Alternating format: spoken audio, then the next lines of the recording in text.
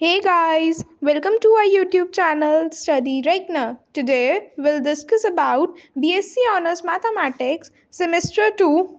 Here is the syllabus.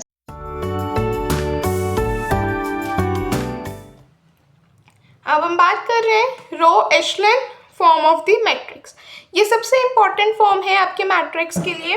आप अभी आगे जब गॉस जॉर्डन मेथड और गॉसियन मेथड करोगे ना, वहाँ पे इसका बहुत इंपॉर्टेंट रोल है। ठीक, सो आपको रो एशलन फॉर्म अच्छे से समझ में आना चाहिए। अगर आपको यही नहीं आया तो आप आगे के मेथड्स पे नहीं जा पाओगे।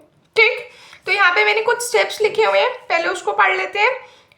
प्रॉपर्टीज है बेसिकली कि a matrix is in the row echelon form if it satisfies the following three properties. अगर ये तीनों प्रॉपर्टी सेटिस्फाई करते तो हम कहते हैं कि वो रो एशलन फॉर्म होगी, मैट्रिक्स हो जाएगा। ठीक, तो अगर हम मान लेते, पहला प्रॉपर्टी है कि if a row does not consist entirely of zeros then the first non zero entry in the row should be 1 called leading one और द पिवट एंड। ठीक है, ये फर्स्ट प्रॉपर्टी थी। सेकेंड प्रॉपर्टी कहती है कि if any two successive rows that don't consist of entirely of zeros leading one in the lower row occurs farther to the right than leading one in the upper row.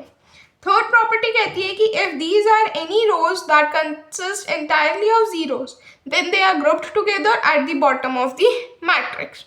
Basically ये तीन properties है। मैं बिल्कुल यहाँ पे आपको brief कर देती हूँ कि इन तीनों प्रॉपर्टी का काम क्या है, ये करना क्या है। आपने क्या करना है, देखो एक मैट्रिक्स आपको गिवन होगा, बस आपको ये बनाना है कि रो एशलन फॉर्म बेसिकली क्या है, मैं वो समझा रही हूँ। ठीक है, आपको क्या करना है, जो पहली एंट्री होगी ना आपकी वो 1 होनी चाहिए, वो 1 होनी ही चाहिए। 1 नहीं है, कोई और नंबर लिखा हुआ है, आपको कुछ ऐसा ऑपरेशन लगाना है कि ये एंट्री 1 बन जाए। ठीक, और इसके नीचे वाली जितनी भी एंट्रीज हैं वो सब 0 हो जाए। ठीक है, अच्छा अब सेकेंड रो में सेकेंड कॉलम ये भी 1 होना चाहिए। ठीक, नहीं है 1 तो ऑपरेशन लगा के 1 बनाओगे और इसके नीचे वाली एंट्री 0 होनी चाहिए। ठीक है, और थर्ड रो का थर्ड कॉलम ये भी 1 होना चाहिए। ठीक है, 1 नहीं है 0 है, that means case is finished, वो केस खत्म हो गया। फिर अगर मेरे पास मैट्रिक्स ऐसी नहीं है, मेरे पास मैट्रिक्स ऐसी है, से मैंने कोई एक ऐसी मैट्रिक्स बना दी 1 0 2 0 0 1 2 0 0, तो ये भी मेरे पास क्या होगी, रो एशलन फॉर्म है, क्योंकि मेरे को 1 मिल रहा है, ये पिवट एलिमेंट है और इसके नीचे की दोनों एंट्रीज 0 है। ये पिवट एलिमेंट 1 है और इसके नीचे की एंट्री 0 है, यहाँ पे 0 है तो काम ही खत्म। ठीक है, बेसिकली रो एशलन फॉर्म में आपको ये करना है। एक क्वेश्चन देख लेते हैं, ज्यादा अच्छा समझ आएगा। चलिए यहाँ पे मैंने एक एग्जाम्पल ले रखा है, आप देख सकते हैं। Reduce the matrix to the row echelon form. हमारे पास मैट्रिक्स क्या है, 0 1 3 -4 2 4 8 6 2 -4 0 1, ये पूरा मेरे पास मैट्रिक्स है। अब हमें क्या करना है, हमारे पास जो रो एशलन फॉर्म में हमें करना है, हमें पता है कि यहाँ पे हमारा जो पहला एलिमेंट है 1 होना चाहिए। क्या पहला एलिमेंट 1 है? नहीं है, तो हम क्या करेंगे, कोई एक यहाँ पे इसको रो, और ऐसा नहीं है कि बाकी के एलिमेंट्स भी 0 है, बाकी के एलिमेंट्स पे नॉन जीरो नंबर है, तो हम क्या करेंगे, सबसे पहले ऑपरेशन लगाएंगे कि R1 को इंटरचेंज करो R2 के साथ। ठीक, ताकि हम जो है अपना पिवट एलिमेंट 1 बना सकें। तो ये 2 4 8 6 हो गया और यहाँ पे इसमें आ गया 0 1 3 -4। हमने R1 को R2 के साथ चेंज किया, तो R3 वाला R3 जो है रो वो एज इट इज रहेगी। ठीक, अब हमने देखा यहाँ पे 2 है, हमें क्या चाहिए यहाँ पे 1, तो हम ऐसा ऑपरेशन लगाते हैं R1 में कि ये 2 हट जाए। कैसे हटेगा, अगर हम इसको 2 से डिवाइड कर दें, तो हमने पूरी रो 1 को 2 से डिवाइड किया, तो R1 डिवाइड बाई 2 हो गया। मैट्रिक्स कितनी आ गई, 1 2 4 3। ठीक है, नीचे क्या रहा, 0 1 3 -4 2 -4 0 1। बाकी और किसी रो में चेंज नहीं, क्योंकि हमारा ऑपरेशन R1 में ही लगा है। बाकी कहीं और ऑपरेशन लगेगा वो रो भी चेंज होगी। ठीक है, ये 2 स्टेप्स सबको समझ में आए। अब आप देखो ये एंट्री 1 बन गई, इसके नीचे वाला एलिमेंट 0 है, इसके नीचे वाली एंट्री 0 नहीं है, ये 2 है, इसमें कुछ ऐसा ऑपरेशन लगाओ कि ये वाली एंट्री 0 हो जाए। तो हम क्या करते हैं, हम एंट्री लगाएंगे कि R3 चेंज हो जाए किसमें, R3 -2 टाइम्स R1 कर देते हैं, ठीक है, क्योंकि हमने ऐसा जिससे हमारी ये एंट्री 0 हो जाए। अब आप देखो R3 कितना है 2, -2 टाइम्स R1, तो यानी कि 2 - 2 0 हो गया। मैं सिर्फ थर्ड रो लिख रही हूँ यहाँ पे, ठीक है, तो ये 2 - 2 कितना हो गया 0। अब नेक्स्ट देखो -4 -2 टाइम्स R1 यानी कि -4 -8 बन गया। हमें कोई दिक्कत नहीं दे रहा, हमें बेसिकली इसको 0 बनाना था, ये 0 बन गया, हमारा काम हो गया। अब इसको जो भी सॉल्व करके आएगा वो हम लिखते जाएंगे, वो हमें दिक्कत नहीं देगा अभी, ठीक है। चलो 0 हो गया -8। अब हम क्या करेंगे, 0 -2 × 4 तो -8 आ गया, फिर से यहाँ पे आ जाएगा 1 -2 × R1 यानी कि 1 - 6 तो -5 आ गया, ठीक है। तो मेरे पास जो R3 की एंट्रीज आ गई वो आ गई 0 -8 -8 -5। अब मेरे पास जो मैट्रिक्स निकल के आई वो क्या बन गई, मैट्रिक्स इस ऑपरेशन के बाद वो बन गई 1 2 4 3 0 1 3 -4 और ये आ गया 0 -8 -8 5 ठीक है, ये मैट्रिक्स बन गई। अब मेरे को देखो आप, ये वाला एलिमेंट 1 बन गया, इसकी दोनों एंट्री 0 हो गई। ये वाला एलिमेंट 1 है, नीचे वाली एंट्री 0 नहीं है, इसको 0 बनाएंगे। अब हमारा काम है इसको 0 बना, क्या ऑपरेशन लगाएं कि ये 0 हो जाए।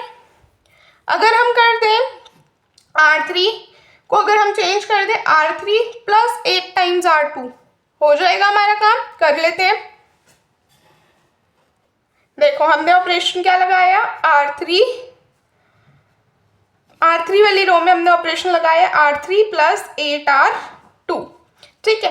तो हमारे पास जो ऊपर वाली दो रोज थी उसमें 0 चेंज है, तो हम उसको एज इट इज लिखेंगे। अब R3 वाली मैट्रिक्स में पहली वाली एंट्री तो 0 ही रहेगी। देखो आप देखो, ये वाली मैट्रिक्स है ना, इसमें अब हमने लगाया, तब R3 क्या है आपके पास 0 -8 -8 -5, हमें इस -8 को 0 बनाना, तो हमने ऑपरेशन क्या लगाया R3 + 8 टाइम्स R2। सॉल्व करते हैं, देखो -8 + 8 × R2 यानी कि -8 + 8 0 हो गया, तो मैं यहाँ 0 लिख दूँ। अब देखो -8 + 8 × R2 यानी कि 8 3 = 24, -8 + 24 16 प्लस का आ जाएगा। नेक्स्ट देखो -5 + 8 टाइम्स R2 यानी कि 8 4 = 32 और माइनस का साइन है तो -32, तो -5 -32 -37, तो ये मेरे पास एक मैट्रिक्स बन गई, ठीक है। अब देखो ये एंट्री 1 हो गई, ये एंट्री 1 हो गई, इसके नीचे वाली भी दोनों 0 है, इसके नीचे वाली भी 0 है। अब काम है कि मैं इस 16 को 1 बनाऊं, क्योंकि हमारा जो रो एशेलन फॉर्म है वो क्या कहता है, रो एशेलन फॉर्म कहता है कि आपकी ये वाली सारी एंट्रीज 1 होनी चाहिए। बेसिकली अगर आपको याद हो तो ये लोअर ट्राइंगुलर मैट्रिक्स है जिसमें आपको ये सारी एंट्रीज 1 बनानी होती है और इसके नीचे वाली 0, राइट। तो अब मेरे पास ये वाली 1 बन गई, मेरी ये वाली चीज़ पूरी हो गई, ये भी पूरी होगी। अब मुझे इधर 1 चाहिए, ठीक। तो अब हम 1 कैसे बनाएंगे, हम क्या करेंगे, हम ऑपरेशन लगाएंगे फिर से R3 में। हमने क्या किया, ये 1 कैसे बनेगा, 16 से अगर आप डिवाइड कर दोगे 1 बन जाएगा, तो हमने पूरी रो को क्या किया 1/16 से डिवाइड कर दिया।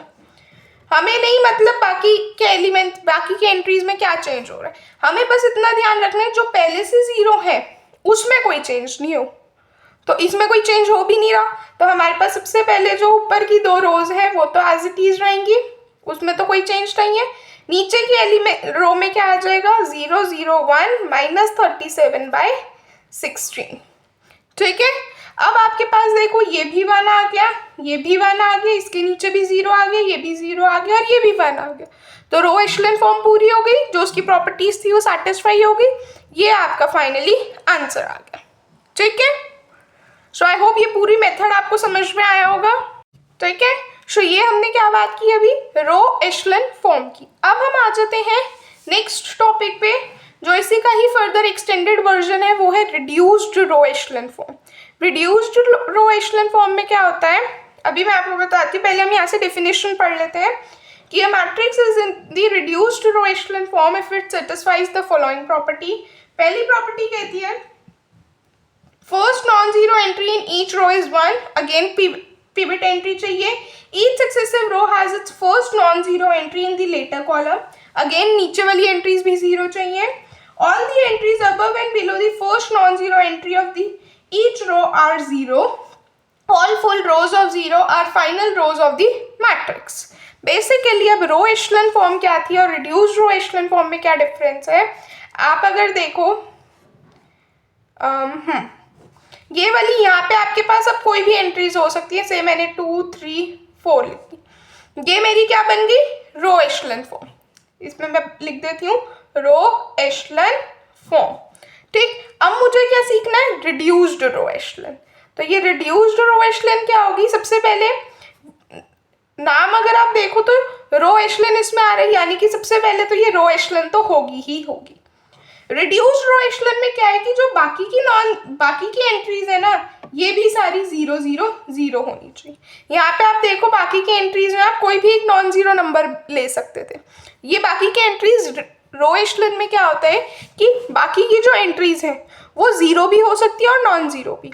लेकिन रिड्यूस्ड रो एशेलन में क्या है कि ये एंट्रीज स्ट्रिक्टली जीरो ही होनी चाहिए. नहीं है तो आप बनाओगे अपने रो ऑपरेशन लगा के, आप कुछ ऐसा ऑपरेशन लगा के इसको बनाओगे. अगर नहीं है, अगर है तो दैट्स ओके, फिर तो हमारा काम ही खत्म रिड्यूस्ड रो एशेलन में. ठीक है, क्वेश्चन देखते हैं. यहाँ पे आप देख सकते हो मैंने एग्जाम्पल लिखे हुए हैं 2. इस एग्जाम्पल से आप देख सकते हो कि 1 0 0 1 0 1 और यहाँ पे भी ये बाकी की 3 एंट्रीज भी 0 0 है. तो ये क्या होगी, रिड्यूस्ड रो एशेलन. अगर इन 3 जीरो की जगह कोई एक नॉन जीरो नंबर होता तो वो रो एशेलन. ठीक, ऐसे इस एग्जाम्पल में देखो 1 0 0 1 0 1, इसके ऊपर वाली एंट्रीज भी 0. Very important point. यहाँ पे अब ये वाली एंट्रीज 0 हो या नॉन जीरो हो डजेंट मैटर, क्योंकि इसके अंदर कोई भी पिवट एलिमेंट नहीं है. और सेकेंड बात ये है, सॉरी, इसके अंदर कोई भी हमें एंट्री को 1 नहीं बनाना, क्योंकि हम ऑलरेडी जो है 1 बना चुके हैं. ठीक है, सो ये भी जो है रिड्यूस्ड रो एशेलन फॉर्म का एग्जाम्पल है. ठीक है, एक एग्जाम्पल से समझ लेते हैं. चलिए, यहाँ पे एग्जाम्पल कह रहे हैं reduce the matrix to the reduced row echelon form. ये पूरा मैट्रिक्स है, लिख लेते हैं एक बार. मैट्रिक्स है 4 -2 3 0 0 1 -20 11 -15. हमारा सबसे पहला काम क्या है, आप सबसे पहले अपना इनिशिएटिव रखो कि आप रो एशेलन में जाओ. रो एशेलन बन जाएगी तो आपका आधा काम हो गया, फिर आप उसको रिड्यूस्ड में कर दो. ठीक, अब हम क्या करेंगे, सबसे पहले इस 4 को 1 बनाने. कैसे बनाएंगे, पूरी रो को हम क्या करेंगे 4 से डिवाइड. तो अब डिवाइड करोगे तो ये 1 आ गया, 0 -5. बाकी की रो में कोई चेंज नहीं है तो वो एज इट इज रहेंगी. ठीक, ये आ गया. अब हमारा ये तो 1 बन गया. नीचे की 2 एंट्रीज को 0 बनाने. ऑपरेशन क्या लगाओगे, हम R2 में ऑपरेशन लगा देते हैं. R2 + 2 टाइम्स R1 और R3 में ऑपरेशन लगा देते हैं R3 - 3 टाइम्स R1. ठीक है, तो देखो मैंने ऑपरेशन लगा रखा है यहाँ पे. R2 में ऑपरेशन लगाया R2 + 2 R1 और R3 में लगाया R3 - 3 R1. तो देखो क्या हुआ, ये भी एंट्री 0 हो गई, ये भी एंट्री 0 हो गई, बाकी भी एंट्री 0 1 1 0 हो गई. ठीक है, अब हमारे पास क्या बन गई मैट्रिक्स, ये आ गई 1 0 -5 0 0 1 0 1 0. अब अगर आप देखो तो आपको क्या दिख रहा है कि ये 1 है, नीचे की दोनों जीरोज हैं. यहाँ पे 1 होना चाहिए था, फिर 0 होता, और ये वाला 1 होता नीचे तो ज़्यादा बेटर रहता. तो हम क्या करेंगे, R2 को जो है ना इंटरचेंज कर देंगे R3 के साथ. तो हमारे पास क्या आ जाएगा, 1 0 -5 0 1 0 और 0 0 1. अब आप देखो ये 1 इसके नीचे की दोनों एंट्री 0 हो गई, ये 1 इसके नीचे और ऊपर दोनों 0 हो गया. अब ये 1 है, इसके ऊपर का एक तो 0 हो गया, लेकिन ये वाला एक नॉन जीरो है, तो इसको अब हम 0 कर लेते हैं. तो हमने R1 में एंट्री लगाई, R1 + 5 R3 कर देते हैं. ठीक, तो अब आप देखो 1 0 0 1 0 0 1, इनमें कोई चेंज नहीं है. यहाँ पे भी ये 0 हो गया. R1 कितना है, -5 + 5 टाइम्स R3, यानी कि -5 + 5 0 हो गया. तो ये आपके पास क्या आ गया, आंसर. ठीक है, यहाँ पे मैंने कर रखा है, आप देख सकते हो. सिंपल से आपको बस ऑपरेशंस लगाने हैं. ठीक है, आई होप आपको आज का लेक्चर पसंद आया होगा। कोई डाउट्स है तो आप कमेंट सेक्शन में पूछ सकते हैं। नेक्स्ट टॉपिक के लिए बने रहे, तब तक के लिए चैनल को लाइक